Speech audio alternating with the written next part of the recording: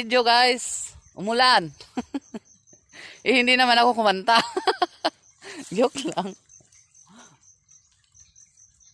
Pero bago ako kukuha ng mangga, kahit na umambon na, gusto ko munang i-flex ang kahalagahan ng puno ng mangga. Para dito sa mga hayop na kagaya nito, kambing. Kambing siya na may mga anak. Siyempre, pag mainit yung panahon, dito sila sumisilong. Minsan naman, may sumisilong. Hindi ko talaga inaasahan na may bahay ng lampinig dito sa sanga na aking inakyatan. Hindi naman ako dumaan sa puno kasi masyadong malaki nga. Kaya dito ako dumaan sa sanga. Kasi malapit sa lupa yung sanga na ito.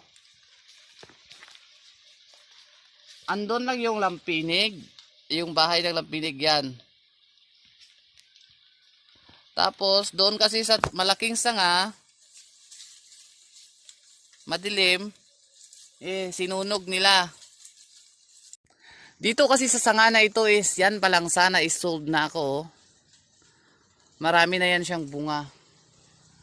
Marami pa sana dito, kaya lang hindi ako makagalaw ng maayos kasi nga malapit na to sa bahay ng lampinig. O di ba? Ayaw ko naman baka sakali na makukuha ko 'yun, baka nga madisturbo ko yung lampinig. Mga lampig. Kaya dahil sa may mga nakuha na ako doon sa baba, yung maaabot na lang ng mga kamay ko yung aking kukunin kagaya nito. Yun kasi medyo mataas. Gagamitan ko na lang ng sungkit. Umakyat-akyat lang talaga ako dito. May sungkit naman. Okay. Ito na yung bunga ng mangga na aking nakuha na native, mangga buka.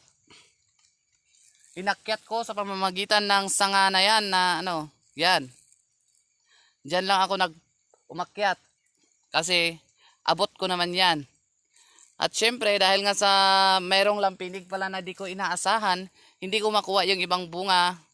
Kasi nga hindi ko siya pwedeng mabulabog. Dahil alam nyo, papapakin ako ng mga lampinig na yon.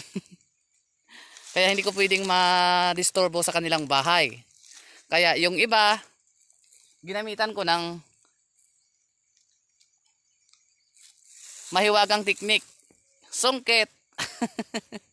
O, diba?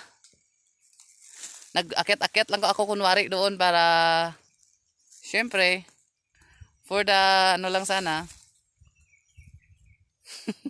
For the video lang. Pero na-delete ko nga lang din. Kaya ito na yung bunga ng mangga. Ito yung importante. Nakakuha ako ng bunga ng mangga. Yung cellophane ko pinulot ko lang din kasi nga hindi ko talaga sinadya na kumuha ng mangga. Mag-aano lang sana ako magdi-data. Kasi nga doon banda sa amin is walang data, kaya umakyat ako dito sa medyo mataas na lugar o area. Yun lang for today's video. Thank you for watching.